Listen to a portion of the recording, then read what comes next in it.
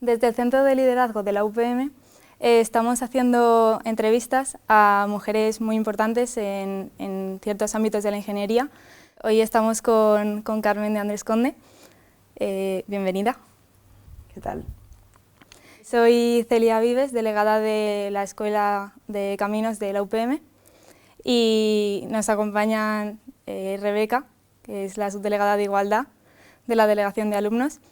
Y cuéntanos un poco, cuéntanos tu historia. Yo empecé Caminos en el año 68.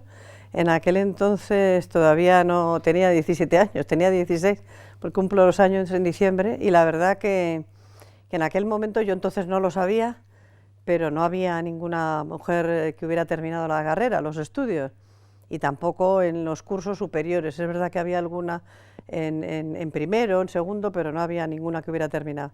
Y entonces, bueno, en definitiva, ¿cómo elegí la carrera? Fue pues efectivamente tenía una base matemática y física muy buena. En el colegio me ponían unas notas estupendas en esos ámbitos, pero también influyó que en mi familia hay otro ingeniero de caminos, que es mi hermano mayor, que me lleva 8 años y que él justo terminaba la carrera en ese momento. Entonces mi madre pensó, bueno, pues si se le dan bien las matemáticas y la física, pues que pruebe ingeniero de caminos a ver qué tal, sin saber tampoco si había alguna mujer que lo había hecho o no lo había hecho, de dejar de hacer. Y bueno, tuve suerte, lo hice en 5 años, estudié muchísimo, fue un paso importantísimo. El pasar por la Universidad Politécnica fue para mí pues como si el mundo se abriera de repente, porque aunque yo iba a un colegio mixto, cosa extraña en aquella época, pues claro, las libertades de entonces no eran las que hay ahora, y yo, por ejemplo, pues tenía que llegar a mi casa a las 10 de la noche, ¿no? Y entonces pues tenía que ir a acontecimientos, a películas o a espectáculos, pues con mucha limitación, ¿no? Y entonces para mí pues el hecho de estudiar aquí en la Politécnica pues era como un mundo nuevo, ¿no? Y bueno, terminé muy bien. Y cuando terminé, pues tuve la suerte de que efectivamente era la primera mujer ingenieros de caminos de España, y el presidente del Colegio de Ingenieros de Caminos de entonces, José María Navarro Oliva, pues dijo, bueno, pues vamos a darle una comida, porque aquello que es la primera que se colegia, vamos a darle una comida. Entonces en la comida me preguntó, bueno, ¿y qué tal? ¿Tienes trabajo? Digo, pues mira, no tengo trabajo porque era el año 73, había una crisis económica en España tremenda, y encima las organizaciones ecologistas empezaban a hacer sus pinitos y habían dicho que el mundo se iba a acabar, pero inmediatamente, vamos, se iba a acabar, y que no era posible el desarrollo económico sin respetar el medio ambiente, ¿no? Entonces en aquel entorno pues dijo, pues mira, si no tienes trabajo, pues vente a que te vamos a hacer una entrevista, porque estamos contratando. Él trabajaba, era el presidente de Uralita, del grupo Uralita. Estamos seleccionando una serie de ingenieros de caminos, no sé cómo irá la selección, pero yo estaría encantado, si te gusta, de que entraras aquí. Efectivamente me hicieron una entrevista y empecé a trabajar allí, ¿no? Y la verdad que luego, bueno, pues nunca he tenido ningún problema por ser mujer.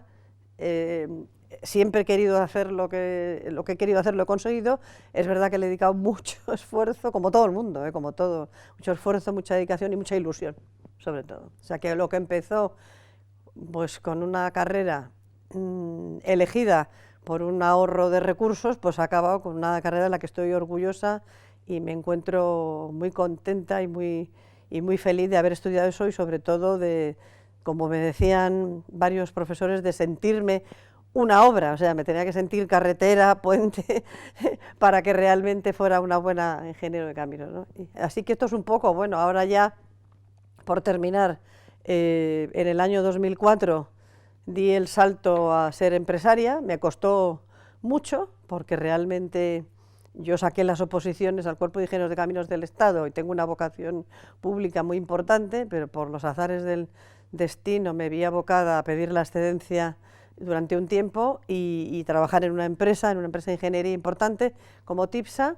y allí me surgió la oportunidad de comprar una empresa y di lo que considero un triple salto mortal, y me hice empresaria, y así llego de empresaria desde el año 2004 y sobreviviendo.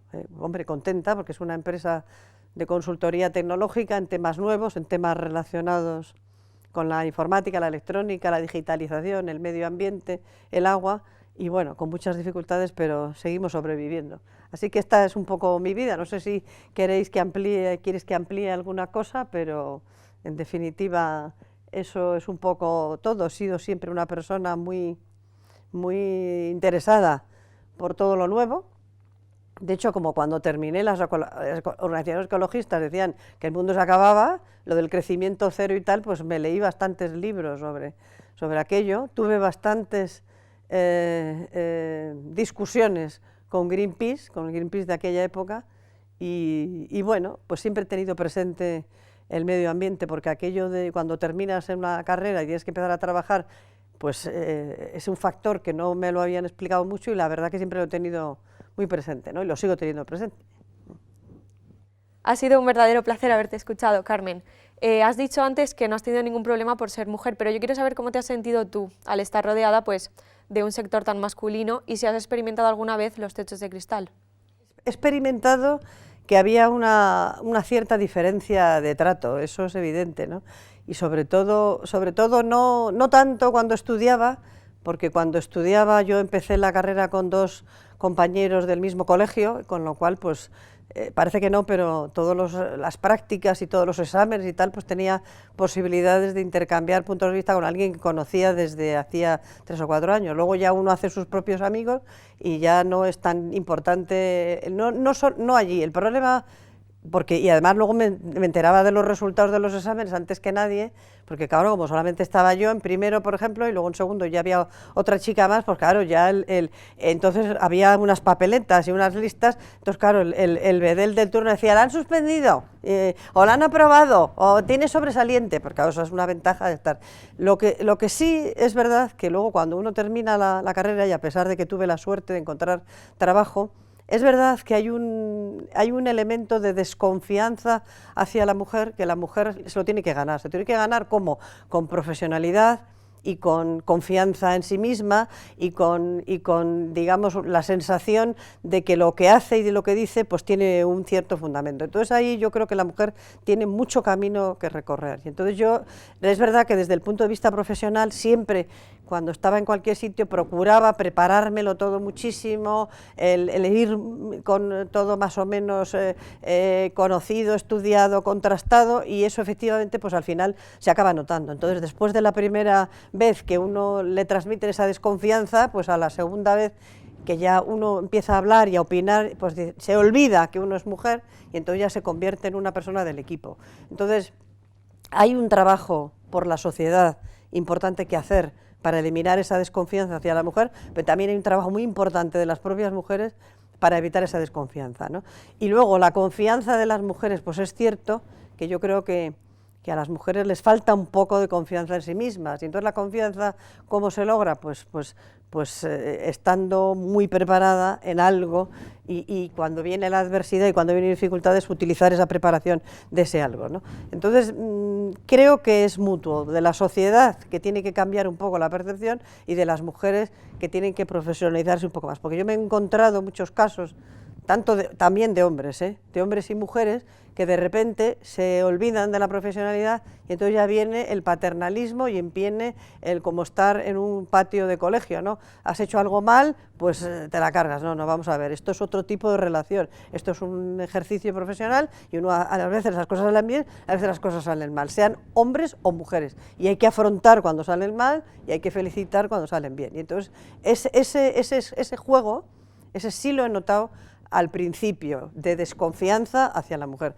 Techo de cristal, bueno, pues es que evidentemente yo no lo he tenido, pero hay un techo de cristal. Es decir, por ejemplo, uno de los retos del siglo XXI es el acceso de mujeres a puestos directivos en el ámbito empresarial. Es el gran debate, si las mujeres o no mejoran el resultado empresarial estando en altos niveles de gestión y en los consejos de administración de las empresas. Bueno, pues hay 2 tipos de teorías, las que no lo mejoran y las que lo mejoran muchísimo, ¿no? Entonces, bueno, en definitiva, ahí tenemos un camino que recorrer para llegar a esos puestos, pero para llegar a esos puestos nos falta experiencia, porque todavía no tenemos experiencia suficiente, porque no hemos tenido esa responsabilidad antes, y luego nos falta el acceso a fuentes de financiación y sobre todo tener una red de contactos, de mujeres o de hombres o de amigos o de lo que sea, que nos facilite esa llegada. Y eso es evidente que no existe. Luego tenemos un techo, yo no llamaría de cristal, un techo de plástico no duro, sino flojito, que tenemos la posibilidad de agujerear y de pasar si nos lo proponemos, y que desde luego el mundo va por ahí, porque claro, las empresas no van a perder dinero, o sea, las empresas ya saben que si incorporan mujeres a los puestos directivos les va a ir muchísimo mejor. Hay muchos estudios y desde luego el siglo XXI es el siglo de las mujeres, está clarísimo. Sabes que eres un referente para todas las mujeres que empezamos la carrera, siempre hemos oído hablar de ti. Y has hablado antes de los inicios, de cómo empezabas.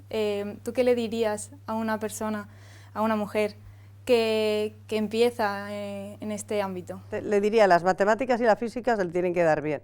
Es decir, si no se encuentra cómoda en esas materias, pues evidentemente los ingenieros de caminos, canales y puertos, en su mayoría, lo que es digamos, el centro de su actividad, está en contacto con el medio físico, entonces el medio físico y trabaja con probabilidades y con predicción de fenómenos naturales. Entonces, si no sabe, y luego para todo el tema del cálculo estructural, aunque ahora hay herramientas informáticas muy potentes, alguien tiene que analizar esos resultados. Entonces, si esas disciplinas no se le dan bien, pues evidentemente mejor que estudie otra cosa. Es una pena que ahora se siga con las notas de corte estas y que alguien, porque la nota sea más baja en otras especialidades, pues vaya a esta carrera sin tener esa base. Eso es lo primero, le diría, esa base en cualquier... Y segundo, que hombre, que de alguna manera le gustara el ámbito de las infraestructuras, aunque luego se dedique a la gestión, o sea, el ámbito de hacer cosas nuevas para la sociedad, o de medios de transporte, o abastecimiento de saneamiento, pues para tercer mundo, en fin, que le gustara un poco algo de qué se trata, ¿no? Y luego, pues, si elige trabajar y tener una carrera, pues que dé el máximo y que trate de llegar a lo máximo. Y si elige después estudiar, pues no elegir una carrera y dedicarse a otros ámbitos como la enseñanza y tal, pues muy bien, pero que haya un objetivo para después de estudiar. Y por supuesto, ya no ocurre, pero cuando yo empecé la carrera, me preguntaban, ¿y tú por qué haces esto? ¿Será porque quieres buscar novio? Y efectivamente lo encontré y todavía sigo casada con él, pero que ese no es el planteamiento ahora y espero que no sea el planteamiento de ninguna mujer en estos momentos, porque no tendría ningún sentido. Entonces yo creo que una base técnica buena y luego un cierto interés, ¿no? Así, no diría que una vocación como los médicos, que los médicos tienen una vocación clarísima, sino un interés, pues eso, por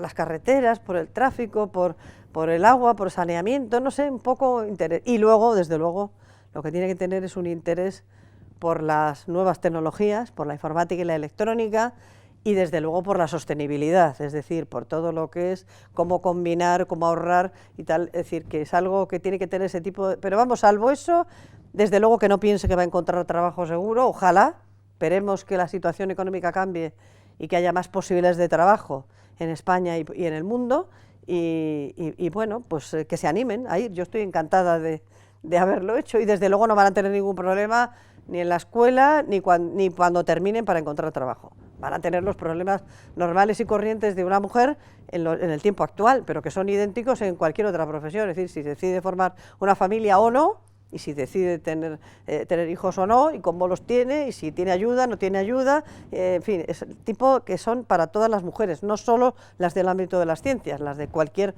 ámbito que decida trabajar. Incluso si no estudia una carrera técnica superior, si no estudia cualquier cosa o no estudia nada y tiene que trabajar, pues evidentemente la mujer tiene el mismo problema, ¿no? Y en cuanto a competencias de liderazgo y personales. El liderazgo es un elemento muy importante en estas circunstancias en las que la situación económica es tan cambiante y que se desconoce el futuro, es decir, siempre se ha desconocido el futuro, pero en este caso se desconoce el futuro inmediato, es decir, no es fácil prever el futuro. Entonces el tema del liderazgo es una formación, es una manera de de responder rápidamente a los cambios que se van produciendo, que hay que ejercitar y que hay que preparar, ¿no? Yo tuve la suerte hace 30 años, muchísimo, de ir a un curso de liderazgo precisamente para mujeres, y bueno, fue un curso interesantísimo porque duró 6 días, y en esos 6 días pues primero se trataba de que cada persona conociera sus puntos débiles, que sus puntos débiles eran desde hablar en público, desde escribir un informe, desde hacer algo en equipo,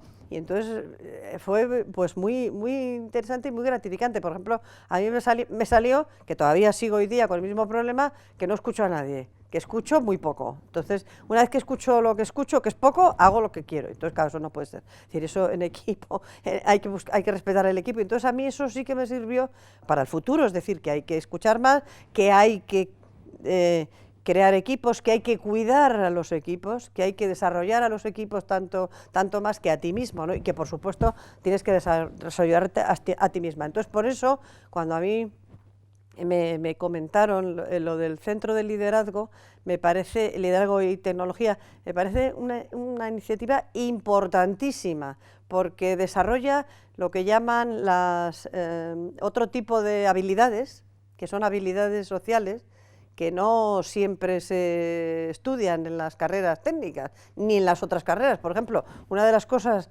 más curiosas que a mí me ha pasado en mi vida es que cuando le digo a mi gente, hay un seminario, no sé, donde hay que ir y saludar a fulanito, o hay que ir y ver a menganito, o participar en la mesa redonda, o mandar una ponencia. Retirada, o sea, no hemos ido, digo, pero has saludado a no sé quién, has esto no sé quién, has sido no sé cuál. No, es que no podía. Bueno, pues esas habilidades, o si luego hay un cóctel, bueno, ahora estamos con la pandemia y eso se ha dejado un poco atrás, pero volverá. Entonces esas habilidades sociales, que son las mismas para tener un equipo, para ver cómo va mejor en el equipo uno, otro, tal, para promocionar a uno, para promocionar a otro, para que cuando ocurre se pierde un contrato, pues cómo se reparte la culpa, cómo se trata de mejorar, todo eso, esas habilidades que yo llamo sociales, son muy importantes y yo creo que esas no se han desarrollado en absoluto. A mí la verdad que no me las han desarrollado, lo he hecho a base, salvo el curso a base de eso, de ir teniendo problemas y resolviendo los problemas, y a base de también de un factor que no se nos olvide, que es tener suerte, es decir, que también hay que propiciar la suerte, pero para propiciar la suerte hay que estar capacitado, hay que ser profesional, hay que estudiar, hay que ver ejemplos de este tipo y hay que ir a instituciones como el Centro de Liderazgo, donde se completen las enseñanzas técnicas que en estos momentos están supuesto que se saben cuando se termina la carrera. ¿Y has tenido la oportunidad de estudiar en la Escuela de Caminos de la UPM, de la Universidad Politécnica de Madrid, una universidad que tiene bastante prestigio? ¿Cómo te ha marcado a ti el...? Pues a mí muchísimo. Yo, sin hacer de menos a otras escuelas de caminos, creo que es la mejor escuela de ingenieros de caminos de España, ¿no? La Universidad Politécnica de Madrid, bueno, yo de hecho ahora tengo que ver con la Universidad Politécnica de Madrid, con la Escuela de Ingenieros de Caminos, a través de la Fundación Agustín de Betancourt, que estoy de patrono de la Fundación Agustín de Betancourt. Pero ya lo he dicho al principio, para mí la Universidad Politécnica era como, bueno, es que estoy en otro nivel, ¿no? Y cuando vas a cualquier curso, porque yo he ido a Harvard Business School varios años, y a la Wharton, un seminario de una semana, para reciclarme un poco y tal, porque es otro de los elementos que se me ha olvidado mencionar. Hay que tener una formación continua y aprovechar las ocasiones cuando se tienen a base de esfuerzo personal para formarse en cosas nuevas. Pues siempre que decía ¿dónde ha estudiado Camilo? Decía, en la Universidad Politécnica. Sí, la conocemos. Es decir, que es un referente muy importante. Yo cada vez que vuelvo, por ejemplo, como es el caso de hoy, yo cada vez que voy a la Escuela de Ingenieros de Caminos, porque también he estado en algún seminario, alguna cosa, es como volver a unos años muy queridos, porque yo lo pasé muy bien, lo pasé muy mal desde el punto de vista de que sufrí mucho, pero lo pasé muy bien. Tengo muchos amigos que conservo desde entonces, ¿no? Y la verdad que es un referente muy importante, por lo menos para mí, Pues muchas gracias, Carmen. La verdad que es un orgullo y un placer haberte tenido. Personalmente para mí eres todo un referente y sé que para mucha gente de la escuela también, o para todos prácticamente. Y bueno, quería agradecerte que hayas estado aquí, que nos hayas hablado de de todo esto, del liderazgo, y nos hayas aconsejado también cómo lo has hecho, que es un placer escucharte siempre, de verdad. Pues muchas gracias, la verdad que ser referente es una gran responsabilidad, porque tampoco nadie es perfecto. Es decir, que yo también he tenido mis errores, como todo el mundo, y los seguiré teniendo. Lo que creo es que hay que seguir haciendo cosas a pesar de que haya muchos errores, porque lo otro significa perderse muchas oportunidades y muchas posibilidades que hay de desarrollo que ahora tenemos por delante, ¿no? El mundo de la ingeniería de caminos y la ingeniería en general tiene por delante un mundo lleno de oportunidades. Ahora las fronteras se han diluido, ahora se puede trabajar en cualquier punto del mundo, se puede utilizar herramientas informáticas, se pueden trabajar con equipos diferentes, se pueden utilizar soluciones distintas, es decir, que ahora es tan apasionante, es decir, es más difícil porque se han acabado las situaciones de confort, es decir, uno trabajaba en su país, con sus autoridades, con su manera, su ley de contratos, y ahora de repente está el mundo entero esperándote, ¿no? O sea, que es más difícil, pero es muy interesante, es decir, te sientes que puedes hacer cosas para la humanidad que en el fondo somos las que hacemos nosotros, ¿no? Que en definitiva contribuyes al desarrollo de las personas, ¿no? Que es un poco de hacerle la vida a las personas mejor, ¿no? Entonces eso efectivamente es un estímulo. Ahora, como decís, lo de la referencia, yo también he tenido mis tropiezos como todo el mundo, ¿eh? Y he tratado de aprender lo que he podido de ellos, ¿eh? Pues eres todo un ejemplo de lucha y esfuerzo, de verdad, Carmen, gracias. Pues nada, muchas gracias, muchísimas gracias. Muchas gracias.